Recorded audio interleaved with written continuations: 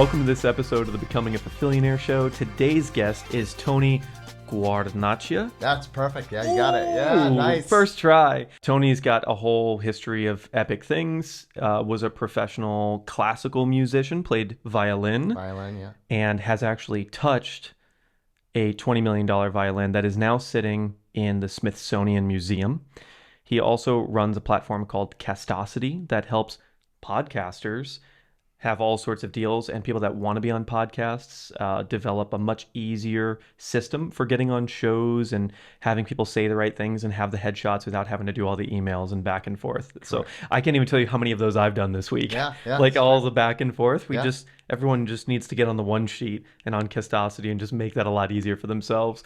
And you have how many children? 6. 6 children. Tony has 6 children, everybody. So we've got a lot of ground to cover today, and the goal is just to have a ton of fun with all these different conversations, because yours truly was also a classical musician. Yeah. So we can really nerd out about that. And something we were just talking about that maybe you can speak to is there was a cello player that you had met, and when he would play individually the cello, the entire stage would actually vibrate. Correct. And this kind of gets into that whole conversation of what I was talking about, resonant frequencies. Yeah. Where this is why I believe the Millennium Bridge like disintegrated, is because there was a wind tunnel at a certain angle. Do you remember this whole thing? Yeah. And it like just was the resonant frequency of that bridge. It just disintegrated. Yeah. So you can use that. Obviously, there's like certain frequencies or vibrations that can destroy things. And there's also certain frequencies and vibrations that can uplift things or strengthen, structural integrity of things or change your cells. I mean, there's so much like interesting science coming out about this right now. So in the same way, what I find interesting, we were just listening to classical music before this, you can have like music that affects you at like a soul level, right? Where you're sitting there and you're just allowing the music to kind of come through. Yes. And they will push those certain harmonies and certain frequencies to move you in certain ways. Correct. Maybe towards disintegration at times, and then towards wholeness at times, and everything in between. And that gradient is part of the reason we love music, right? Yeah. Talk to me about that. Oh gosh, well it's so powerful. I mean, I even remember there's YouTube videos. I can't remember what it is specifically, but you can play a certain chords on a piano and it could resonate on another piano without anyone playing that. And so it transverses beyond the physical realm. It's really getting into the spiritual realm. It goes across. And so it's just very powerful. But to your point, it can move people. So it can literally resonate over here on its own, but within our hearts, it can transform our moods instantly. You can change your state of being just through the music. And I do that all the time. Like, if I need to get energized, I'll listen to a certain kind of music. Like, I'm not always listening to classical. I played jazz violin. I actually won a competition of all things playing. I transcribed Sweet Child of Mine for the electric violin. And so that's awesome. What I'll do is I'll use different kind of modalities to change my mind. And also I use the violin all the time as a way to break things up. So if I'm doing something very focused, I'll then shift and play something creative. Or if I need to pick me up, I'll play something fast and aggressive. So I use it to change my own state of mind all the time. If you could reference just now on the show, if there's someone listening and they're like, wow, that sounds awesome, and they want to just have like a template to play with, what would be a song you'd recommend for someone who is like maybe high strung right now, or in a situation of like high anxiety, and they want to just like smooth out? Like, what would be a song for that? There's actually been studies on this. So there's a study within Inc. magazine that talks about this concept of how you can use music to kind of reduce stress, for example. Personally, I would go to something like Baroque or classical. What does that mean? It's a fancy word. Really well-known composers, Mozart, Bach, and play like the piano, something strings, something very low-key. And using that actually helps. There's studies, again, that show that you're actually more creative, more productive when you have that in the background. Yeah. So what's your go-to song? If I would type it in on Spotify right now. Well, the one we shared before is my favorite. So it's Beethoven's String Quartet, Opus 59, number 1. And it actually goes through different temperaments in it. So it has kind of low-key moments, but then it also has very aggressive moments. So it changes kind of throughout the whole piece. It allows you to experience the whole spectrum of emotion. Well, yes, because I think great music tells a story. And so my favorite music takes you from one place to another. Like another one, like like actually one of the things that I kind of, when I was young, I had challenging, years. And I remember one piece I played was the Brook violin concerto. And it starts off kind of very somber, like you're losing, but then at the end you're winning. Like it's a transformation. Like I could literally at the time, I didn't even know any of the stuff I know now. Actually, I was like 10, 12. Didn't know enough to know what I know now, but I could, with the music, I could sense the transformation. Like it was kind of like, and one of the things I talk about a lot is resilience. And so the first movement of this was about struggle. The next one was kind of like peace, and then the last one was like victory. And like that is what I love about certain pieces, is that transformation of the story that comes with it. Yeah.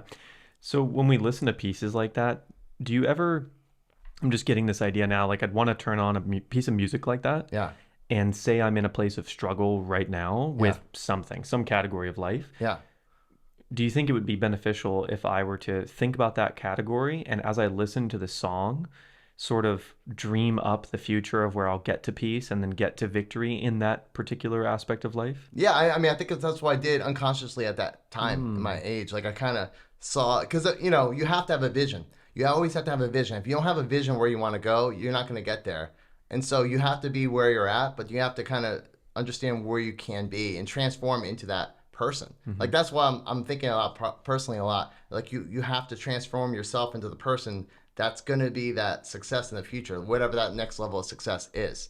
And I think music is a great way to kind of analogy for that, because at least when I did, when my 12-year-old self was essentially doing that and saying, okay, here I am in adversity, here I am at success, and then music was a conduit for me to express that at a very young age. Yeah, what was the adversity that you were going through at the time? Well, and one of the stories I talk about is I grew up in small business. My parents had a small Italian bakery, and at the age of 12, they were amazing bakers. They were the best bakers possible. My dad was just phenomenal. Unfortunately, didn't know what he didn't know about business. And so at the age of 12, we lost everything. I had to give up my dog, lost a house, lost a car, and basically moved into my oldest sister. She's 18 years older than me, lived in her basement. And so that was just a time of just really tough times. And I was like, do I have a future? What's going to happen? And so that's kind of where I learned resiliency at a very young age, but also set my future up for my purpose, which is really to help other businesses to avoid that struggle and overcome. And just that's a lot of what I talk about when I go on podcasts, as a matter of fact. Yeah, and you've done a lot of that. So Yeah. let me fast forward Sure. and connect those dots right now. You were 12 and your family lost everything. Correct. And now you have 6 children. Yes. Did you have to deal with a lot of like scary, subliminal, subconscious things Yes. when you were having kids about this whole ordeal? Not when I was having kids. I think I kind of just went. I mean, when we started having, the first child, yes. Because the first one, what happened, interesting enough, I'm learning more about myself actually podcasting has been great because I've been learning more about myself as I speak to others, because kind of things come out. But what happened was when I was 28, I launched or actually if I go before that, when I was in college, when I was graduating, I went to entrepreneurship, study entrepreneurship, and I did my final project was to launch a business. So what was I going to launch a business? Of all things, I did a bakery. Oh, man. Which kind of goes back. And when I'm learning about myself, I'm trying to rectify my past. And what I did was I launched one of the first online bakeries. And so what happened was we had a lot of success. We won Best New Product at the New York Incentive Show. We did, if you're familiar, it was one of the first online bakeries, but we also came up with the technology to mail a cake anywhere in the world. And at that time, you might see it now all the time in like a BJ's, but they have the photo cakes. We were one of the first in the country to have that. And so we came up with 2 kind of divisions for the company. One was, kind of consumer. My kids off in college, I want to send them a cake, a fluffy, to say hello and, we miss you, all that. Then the other side, which was more interesting, was the corporate side. So we ended up mailing cakes with logos on it, essentially to Microsoft, Sony, huge players. And we even did the cakes for Jay-Z, still have his personal photos at my house, Jennifer Lopez, so crazy stuff. So this is what happened was I had great success. This is when I was just about engaged, And but then the crab hit the wall. I lost everything The again. cake hit the wall. Yeah, exactly. The cake hit the wall. We lost for a variety of reasons. Shipping costs went up dramatically. I didn't know what I didn't know. That's the thing that kills small businesses. And so I didn't know about profitability and things that I know now about shipping costs and all that. And so that business, even though we had amazing PR, great celebrity clients, I mean everything anyone would want. At that time, I was like 27, 26. And I was like, oh, this business stuff is easy. Lost everything again. At that time was when I got married. And so, that's when I found out my first son was on the way. And so at that time, it was bad. Yes. Okay. So then to answer your question, kind of circle back, was there anxiety? Yes. With the first one, for sure. Because I had no idea how I was going to provide for this baby. And it was a really difficult time. The ones that came after, we were much more financially stable, but the first one for sure was a difficult situation. Well, what did you do? Like, how did you get back on your feet after that business imploding? Yeah, so we lost everything that second time. This time, wife, baby on the way. Had to live in actually my other sister's basement. So I have a history with basements, I guess. Whoa. Yeah. Whoa. So then what happened was I was like, this isn't working. I have to figure out what I have to do. So step number one, get immediate revenue in. And so what I did was I took the first job I could do, quickest job, which was car sales, of all things. And so I learned a little bit of sales experience and kind of how that worked.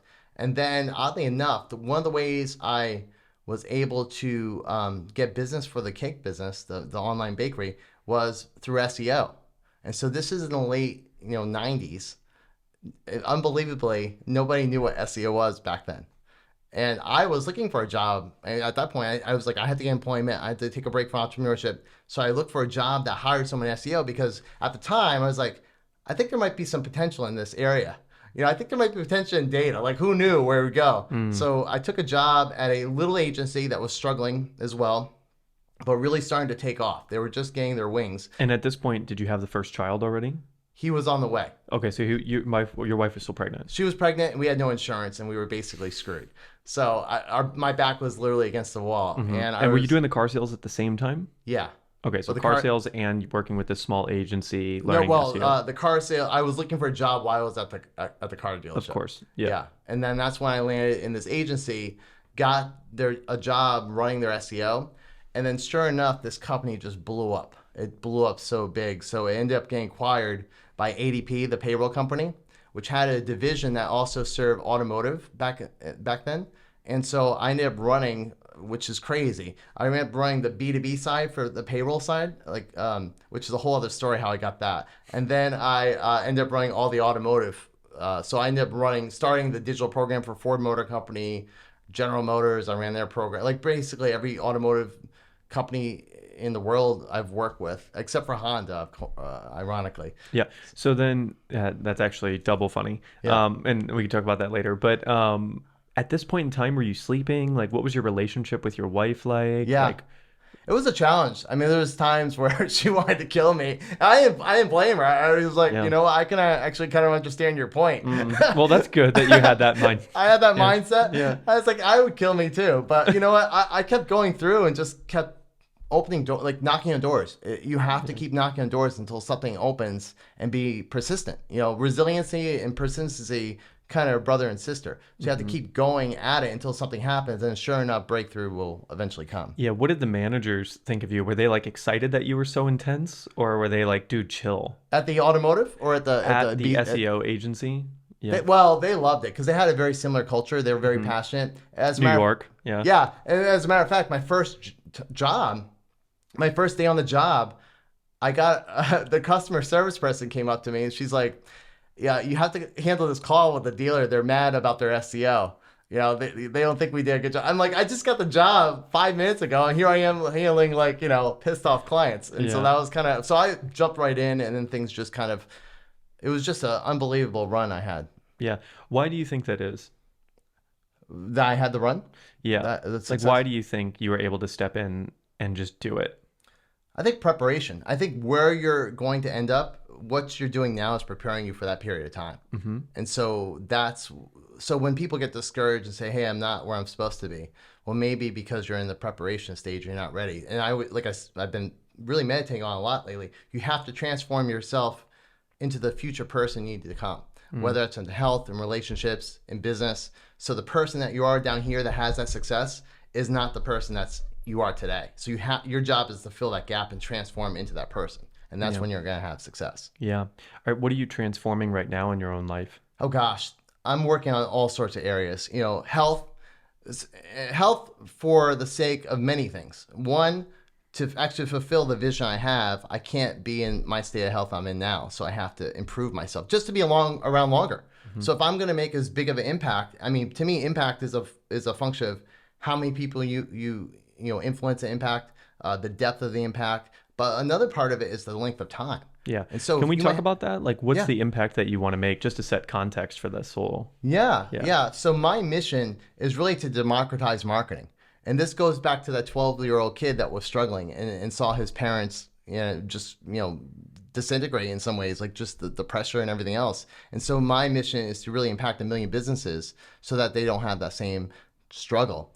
And that's kind of what I'm focused on, and I'm narrowing it right now because you have to focus too. So that's kind of my broader mission. But now I'm really narrowing it down to make podcasting profitable, because when I did so many podcast tours, I realized that the podcasters themselves, 99% of them are making nothing. And so that's really where I'm focused now, and then going to go broader beyond that once I get that market solidified.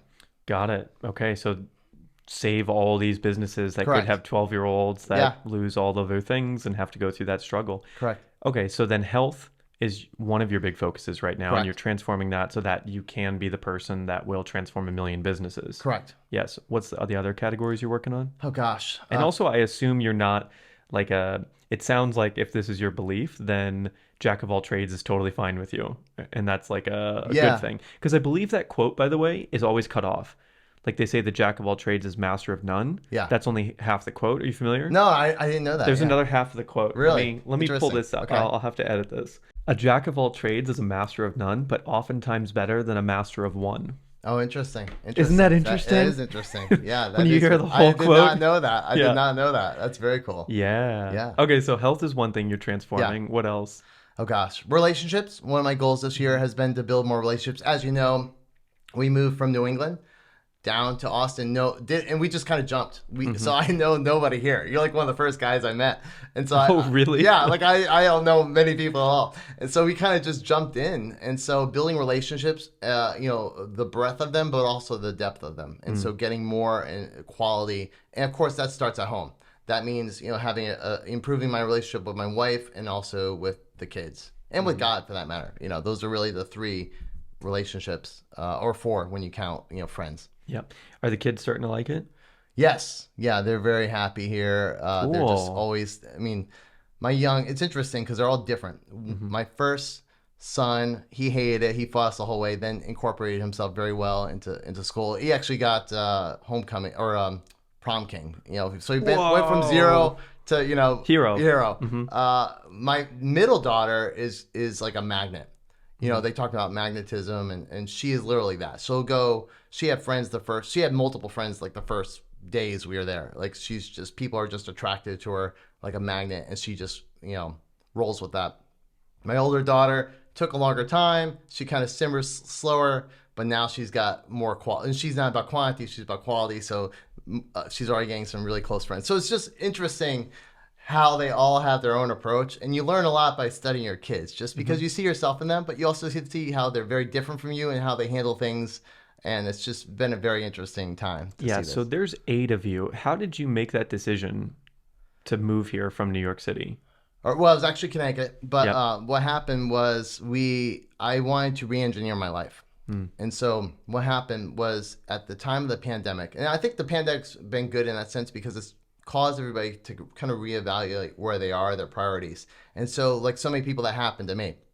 So I had a successful marketing agency in Rhode Island. And when the pandemic hit, we lost like 80% of our revenue. And so it's interesting because I had to relearn the skill of resiliency, which had been kind of dormant for a while because I hadn't struggled really that much for a while. So then I I was like, this is opportunity. This is not a bad thing. This is opportunity, because how your mindset into these things makes such a difference. I was like, okay, well, we're gonna see this as an opportunity. I wasn't really that happy with the agency because I wanted something bigger anyway, because I have a much bigger BHAG, goal, and also impact more people. And I wanted to kind of get out of the agency space. My goal had always originally been actually to do a SaaS company, which is a software company. I didn't know which direction to go.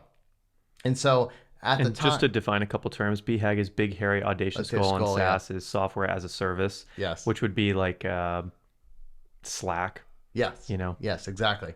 And so what I wanted to do was go back to that roots of doing a software company. Before the pandemic hit, I had started going the direction of doing I'd worked on a strategic planning software company. Wasn't really getting any traction. And I'd also started a training company. And so those were in motion, but I hadn't gotten to the point of where I wanted to be. Pandemic hit. Those were tough to launch and get going at the level I wanted to. So I was like, this is a time to reevaluate everything. And it's like, what do I really want to do? At the time when I did that training company, I did a podcast tour because I had a book coming out about strategic planning called Small Steps to Big Profits. And that's why I did the podcast tour. I was like, podcasters are really struggling. And I was like, I want to do software. Why not do software for this market? So that's kind of how things started fitting in. And so I decided to re-engineer my life, focus on SaaS. And then the next question is like, where would we be happy? Because I knew what I want. My framework for thinking is always about what, when, where, how, why. I kind of go through that mental checklist. I was like, okay, I know the what. The next question. And the what was the podcasting space? Yeah. Okay. Yep. And then the question from there was like, okay, where? Where will we be happy as a family? Like, weather's way nicer here, but part of it goes back to business. I was like, okay, if I see where's podcasting hot, where's software hot. My wife is actually a midwife. She's studying to be a midwife. Where's a great market for that? And we kind of triangulated different options, and it kept on going back to Texas. And so we're like, okay, Texas and Austin specifically, because this is such a great market for where we're going. And I knew it'd be a better life for the kids as well. So that's all these things kind of contributed. And then the question is where? And we're like, let's do it in a couple months. So we like literally sold a house. We go in. Is your wife just as like intense as you are?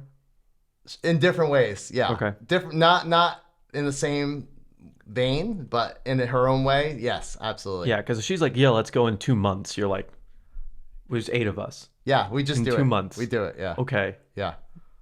Awesome. Yeah. Okay, so health is one thing. Yeah. Relationships is another thing. Correct. Obviously, business is a big thing that you're transforming, right? Yes, absolutely. Are those the 3 or are there more too? Those are probably the main ones that, I don't want to take on too many things simultaneously, but those are probably the top 3.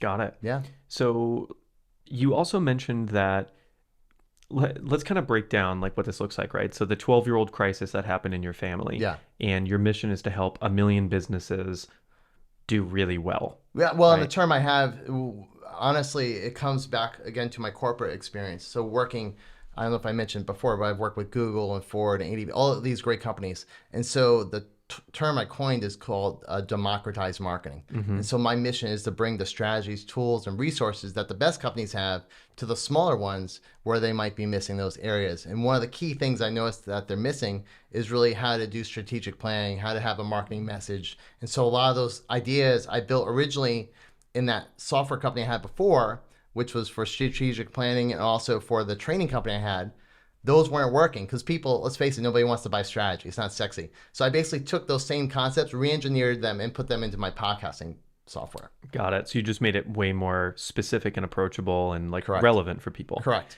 Okay, so let's talk about that. Like so strategic planning is one big thing, and like marketing message, right? What's like your top recommendation for people to identify a marketing message? So if there's probably a lot of people that are going to watch this that have businesses or side hustles or even like larger businesses, right? Yeah. What do you recommend? Yeah. So the critical thing to understand is that your impact is directly correlated to how you communicate. If you can't communicate what you're doing, you might have the cure for cancer, you might have this amazing thing. If you can't communicate to the world, it's not going to go anywhere. And so what I did was I took a lot of these concepts and put that through that simple framework I mentioned before. You need to know who you serve, why you serve them, where you serve them, all these different things. And when you combine those in different ways, you can actually create your marketing messaging out of it. So probably the easiest one might be your tagline.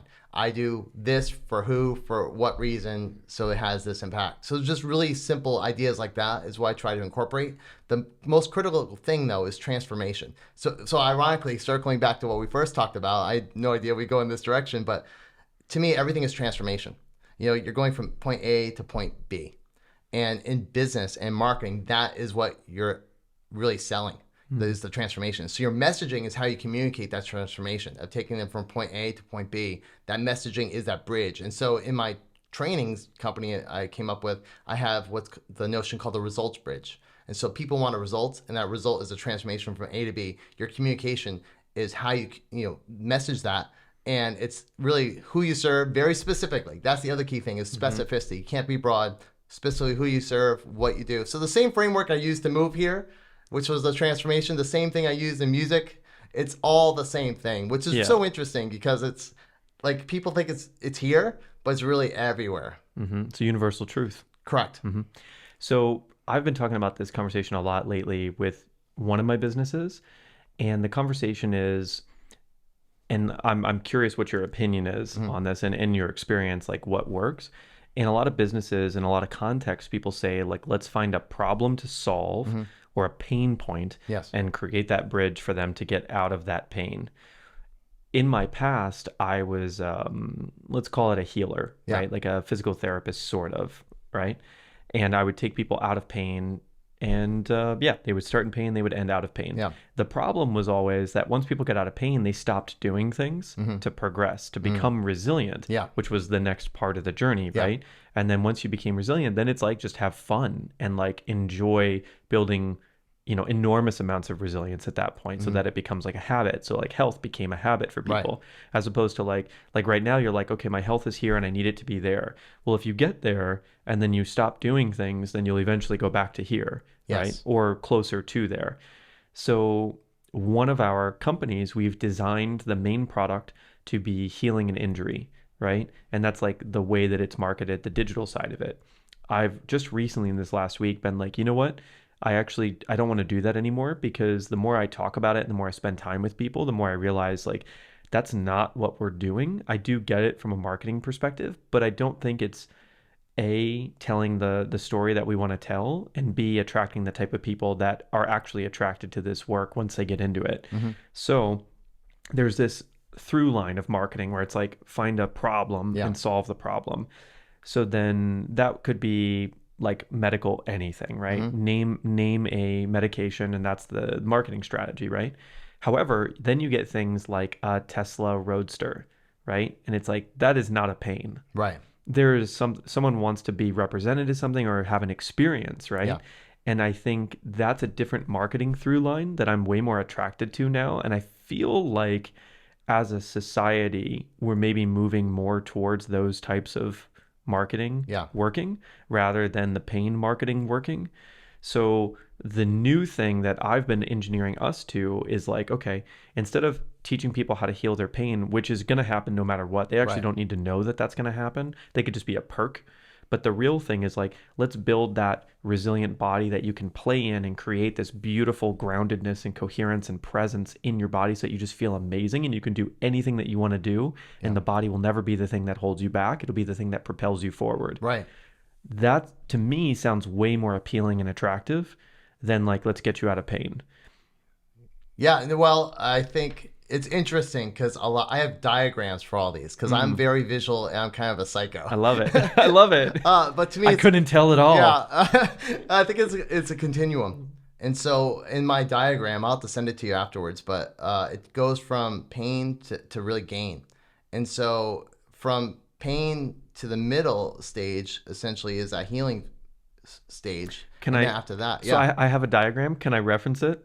So like, and I think it's going to be the same thing. And if it is, I'm going to be like, that's wild because universal truth, right? Yeah.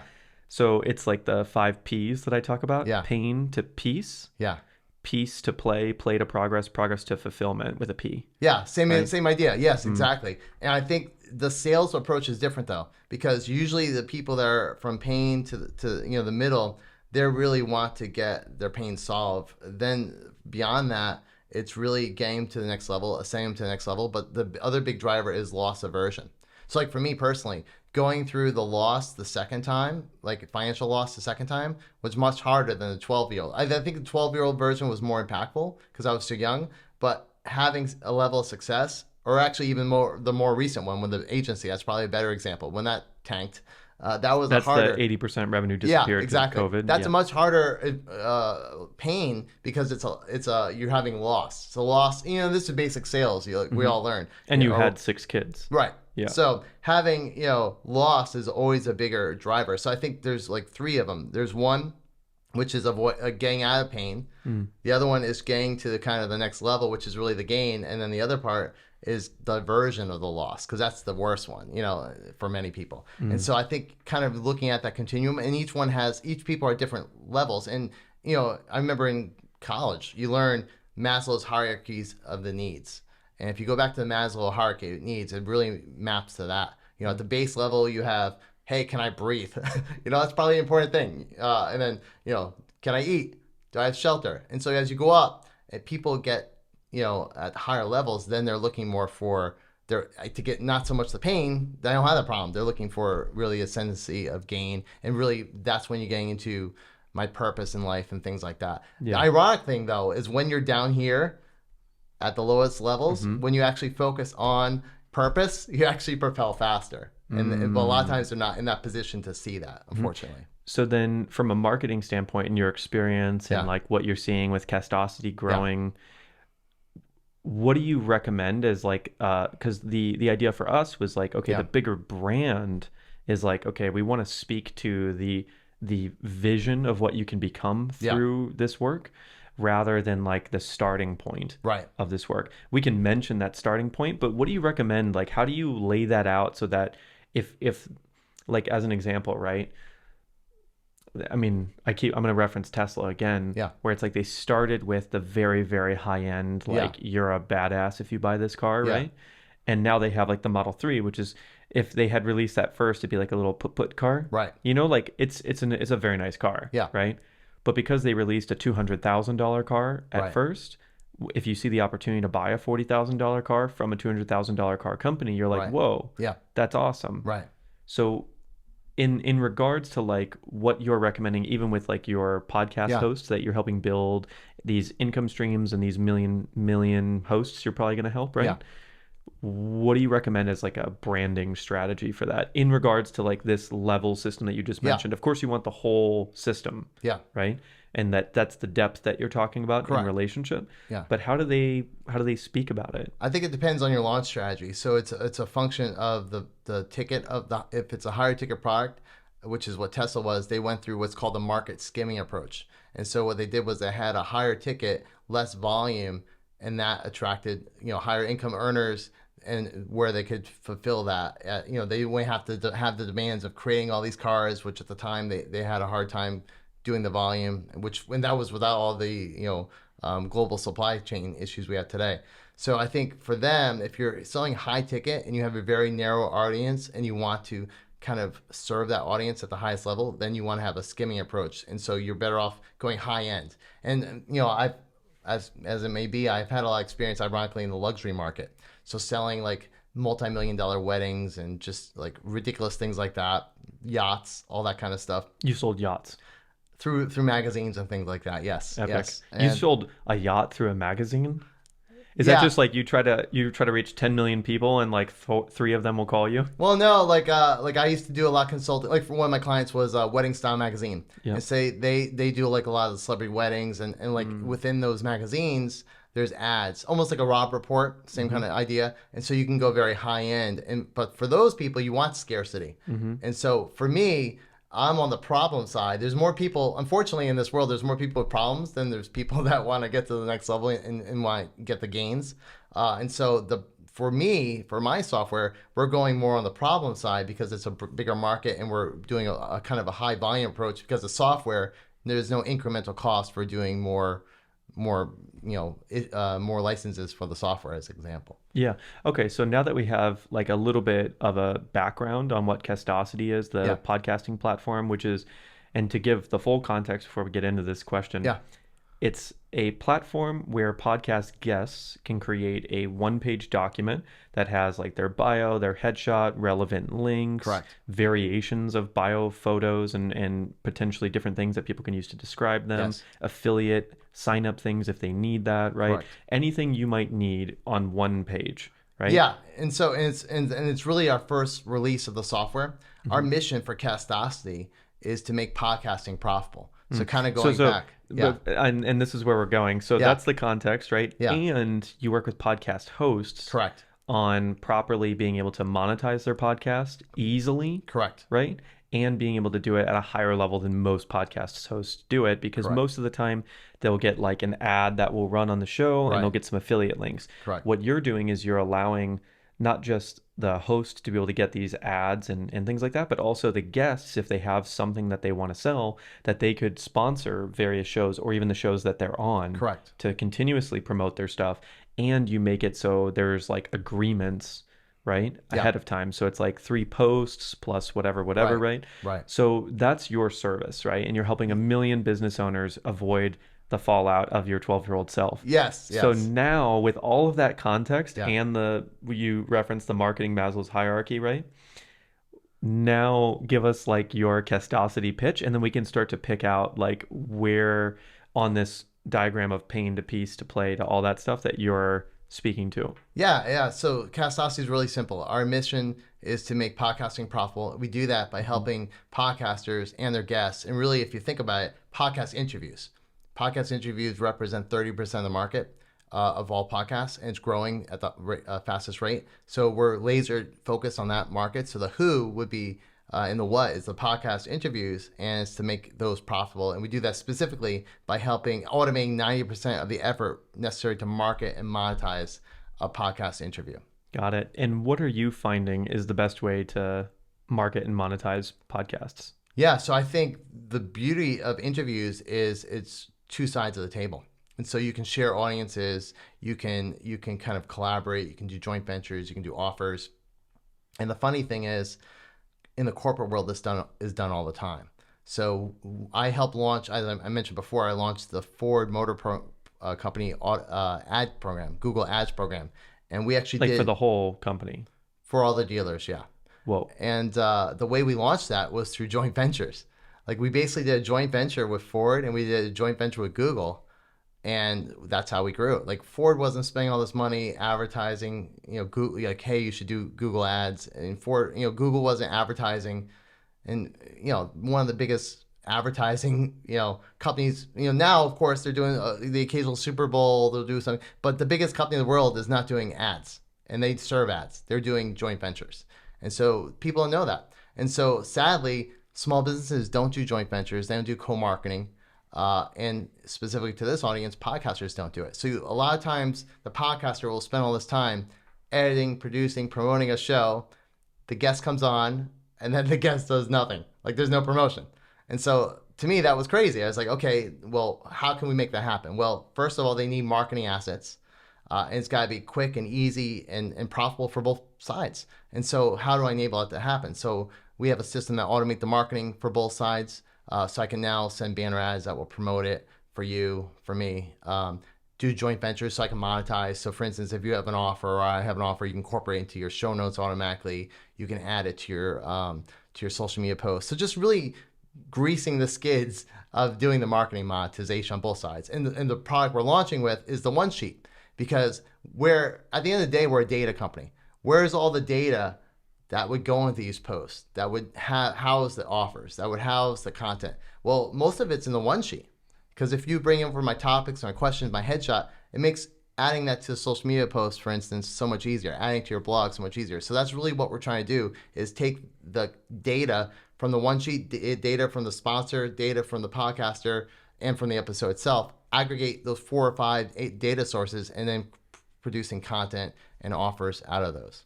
So if we pull out this idea that you eventually came to, that the one sheet is the number one thing that you want to launch with. Yeah.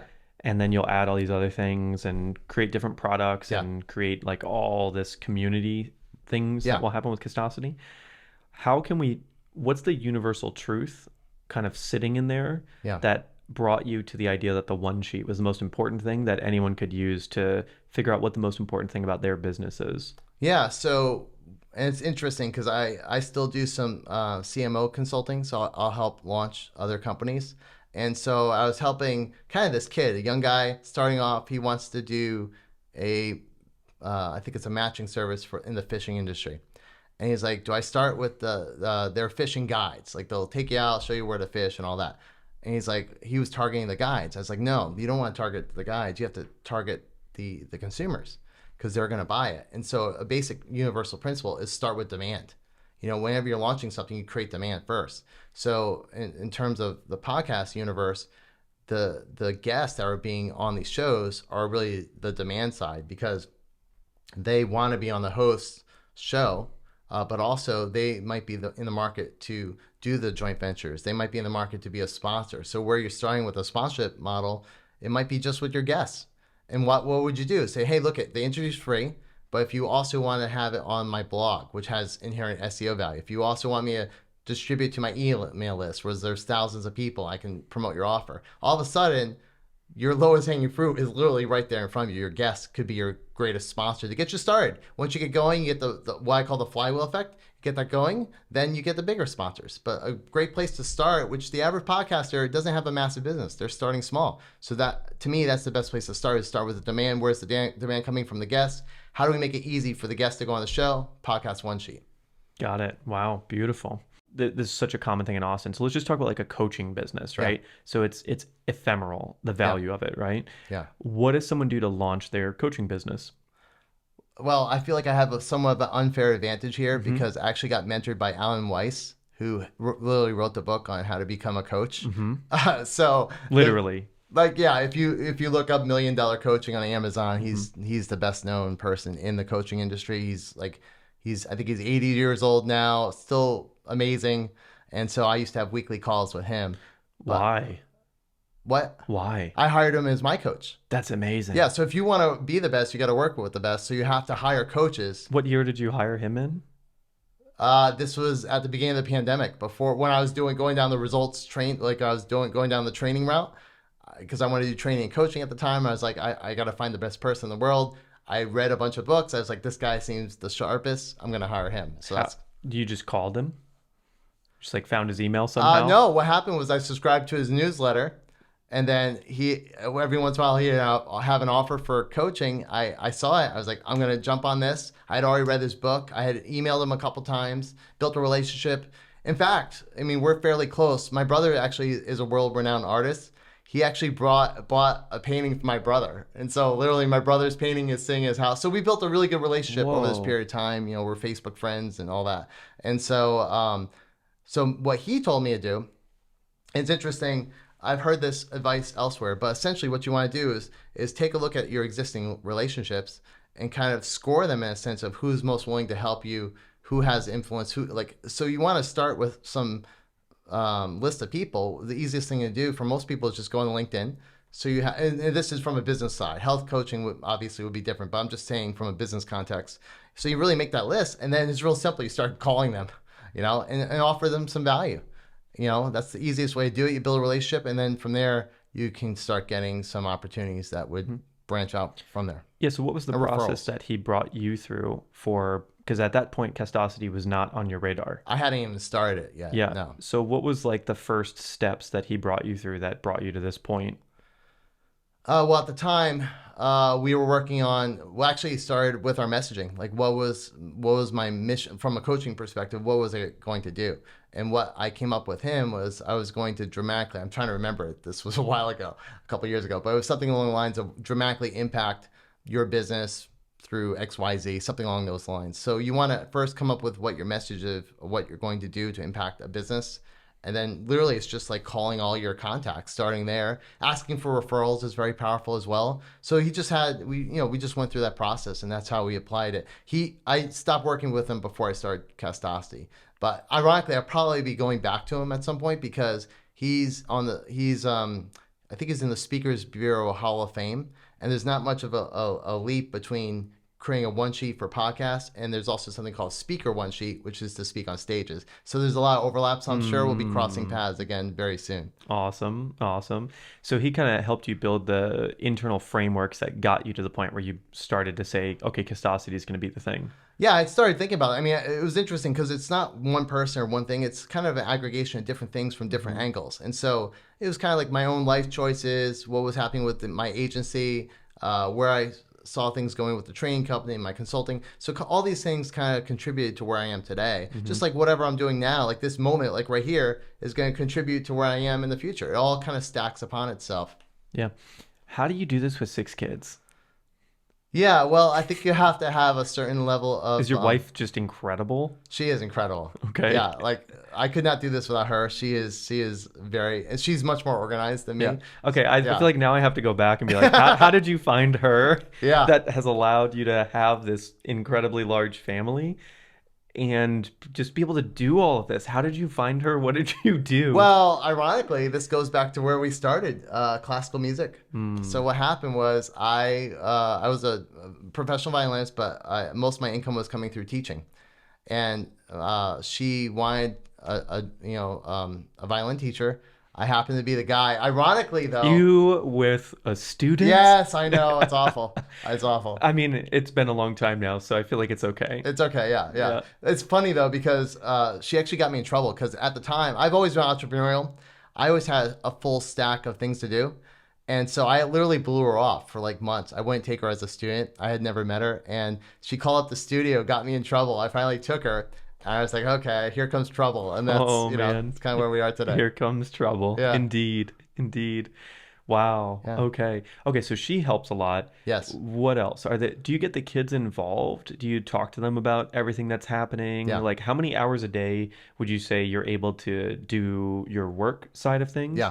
Versus, is it like 5 days a week, they just know that you're going to be in it? Or... Yeah. Well, I always take off Sundays, most of Saturday. So usually Sunday and Saturday are reserved for the family, and so I try to have, once in a while I'll break the rule and maybe do a little something on Saturday, but trying to really have those, like an upfront contract with myself, say, okay, these are sacred. I'm not going to touch them. Usually what happens is, and I spend the time wisely too. Like I try to be all in. When I'm with the kids, I'm all in. Just like business. I'm all in when I'm all in. And when over here, I'm all in when I'm all in. And when I'm off, I'm off. So I think just being, quality time is very important and doing fun stuff. Like, yesterday we were just at Austin Parks and Pizza, running around in go-karts and stuff. So just having really good times when we are having time. So it's memorable. And just being disciplined. That's really what it comes down to. I pick the kids up from school. I'll do some homework with them. But then once it's time for them to go to bed at, say, 7 o'clock, then it's time for my wife.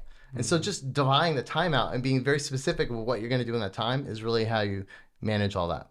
And then you spend the evenings like just hanging out with your wife. Correct. And spending time with her. Correct. We usually, and we kind of double dip in a sense.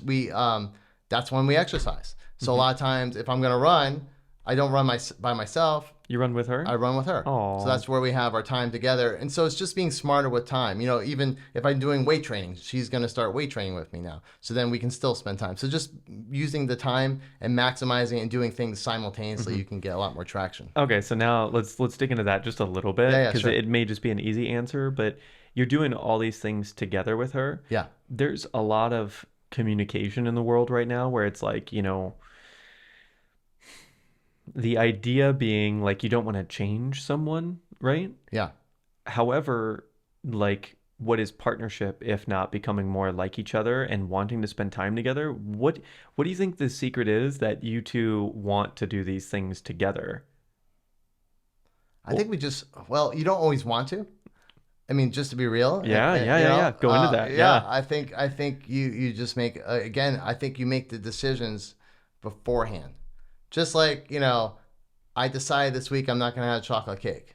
You don't decide you're not going to have chocolate cake when you're looking at the chocolate cake saying, I'm going to grab the chocolate cake. You make that decision ahead of time. And I found that's actually a universal secret as well. Like upfront contracts. So working with a client, here's what to expect. Here's what we're going to do.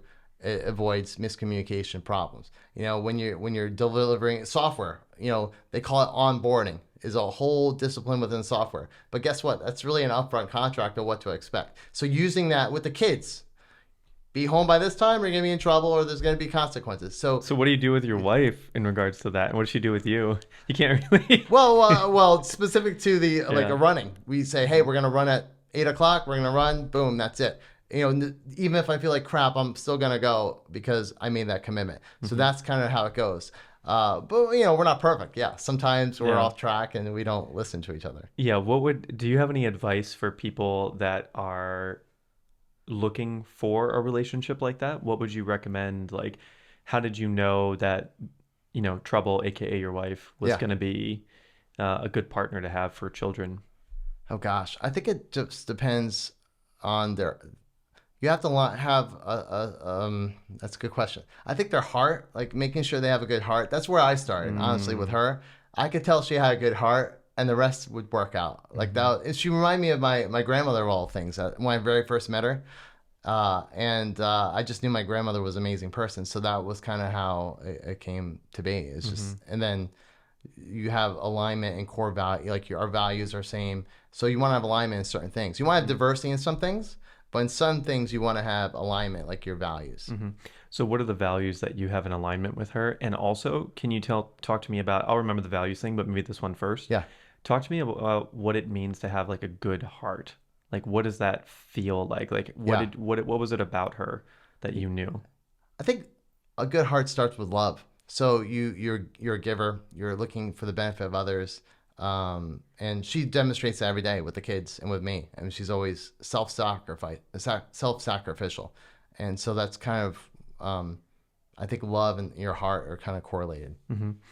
Do you ever like? Is there a harmony with her self-sacrifice?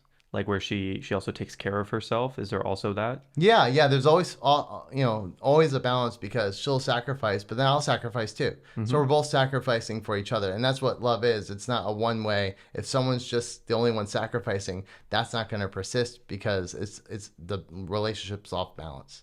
Got it. And then values. What are the values that you share? Oh gosh. Well, we're both Christians. That's part of it. So we follow God. We are alignment with the kids. So, and it's funny because they're slick. One will ask me, one will ask mom. Hopefully they have different answers. I'll go with the one I like the best. Usually dad's the sucker. And so what I try to do is align with her first. So one of our values is communicating. Like a kid will ask you, like, I need to consult mom. Yeah, like I learned that early on. So like getting with her first. So communication I think would be a value. I think our health is a value in the sense that we set that time aside, and we've gotten a lot better with that over time. Actually, even when we were first married, we actually started running from the very beginning together. So I guess a lot of these were foundational set when we were even dating. So yeah, what was like her response when 80% of the revenue disappeared because of a black swan event? It was tough. I mean, I think in some levels I have more faith, or in other words, craziness. Like I'll just go for it. Like I'm the entrepreneur. I'm much more of a risk taker. She is not. She likes consistency and steadiness. So that was a challenge. But ultimately, she goes with the direction I want because she thinks I'm going. She has confidence and faith in me. And when someone has confidence and faith in with you, that makes a difference. Even though they know it's going to be hard, they know in the end it's going to work out. And so that's the only way I was able to do any of this in the first place. That's awesome. Yeah. It's awesome to hear all of that. Okay, so final couple questions here. What are like the biggest wisdoms that you feel like I usually have a preface at the very beginning, which I didn't do today because I already know you and you're just awesome. The preface is that I like to have two things in mind at the beginning of any time I'm going to teach or share anything. Yeah. Number one is I could get hit by a bus in an hour, and that could be the end, and this might be one of the last things I ever get to share. And so with that, I want to make sure it's something that could really affect at least one person. Yeah. Right? Like really help them live a better life, which is what the whole Fulfillionaire thing is about. Yeah. Living beautiful lives. And number two, that we're probably living in a computer simulation So nothing's really a big deal. Yeah. And when you die, it's probably just like game over. Do you want to restart now or like go to heaven for a little bit? Like what do you want to do, right? So with those two things in mind of like the seriousness and the silliness, right? Or sacred and silly, as one of my friends likes to say. What are like the big things for Yeah. you that you're like, if I could say any one or two wisdoms that people could really take in and Yeah. apply to everything in their life? Because obviously you've had a series of incredible things happen, and it's not a coincidence that you are like a professional violinist, which is very hard to do. It's Yeah. very, very competitive. Maybe one of the most competitive, if not the most competitive, position that someone could be in the professional musician world. Um, you've had this incredible relationship and found that through that whole thing, and that's amazing. You have 6 children, and they like you. That's also amazing. Most Yeah. days, I assume. That's amazing, right? And now you're building Castosity, which is like already have thousands of users. Like, what's the deal? Yeah, well, since we've been talking about music and so many things overlap, I'll go back to one of my original lessons that I talk about, which is the importance of taking small steps. So I alluded to my book before, Small Steps to Grow Profits. That came from my mother's lesson of resiliency. And it's also something I learned in music, which is you have to go step by step. So my mother grew up at a time similar to today where there was a pandemic. So what she lived through was polio. And so she lost the ability to walk. And so when she was a baby, her vision was to be able to wear high heels. Like, a lot of people take that for granted. You talk about healing all the time. That's like a big deal for her. That's where she wanted to get to. And so at the time, they had her, bring things down, get the nervous system working, eventually go in a pool, get some strength that way, and then get to the point where, she walks between two poles and kind of make forward progress. And so she's always been someone that I looked up to. I was like, how do you get through? How did you do that? How do you get to the point of actually being able to wear high heels? She's 85, still walks today. A lot of people can't walk that are at the age, let alone those that had polio. And very few of those survived. So I was like, what's your secret to that? And she always talks about resiliency. And it came back to doing small steps. Now, going back to music, in college, I was working on the Mendelssohn Violin Concerto, pretty hard concerto, not the hardest, but fairly difficult. And my teacher said, you have to slow down to speed up. And so those are kind of the two main things I learned in terms of your question. Take small steps. So kind of incremental. Don't try to, eat the elephant all at the whole time. Kind of go with where you're at today and just take the next step, kind of in faith. And that's kind of how we got here. It's like, I remember my wife was really pushing us to move down here. She was the one, I had the big idea, but she was the one that actually executed it. And what she did was take those small steps. So the first step was to kind of, figure out where we're going to live. Then the next step was get the moving, so she went through the whole list. And so you may not know where you're going to end up, but just take the next small step in front of you. But when you're doing that, you have to slow down sometimes to speed up. And so what I learned in my playing was, if you want to conquer this whole violin concerto, if you want to conquer life, all these things, you have to break it down into the smaller steps, but also slow down. I just wanted to plow through this piece, like a lot of college kids. When you're taking, college music, average kids just flying through this thing, hoping somehow they get it. But if you slow down and actually look at each step and each note, you're going to have a much higher likelihood of being able to play it well. And so those are kind of the dichotomy of two things to look at. They're going small steps and slowing down to do those. Those are probably two of the most powerful lessons I've ever learned that I apply every single day of my life, literally. Beautiful.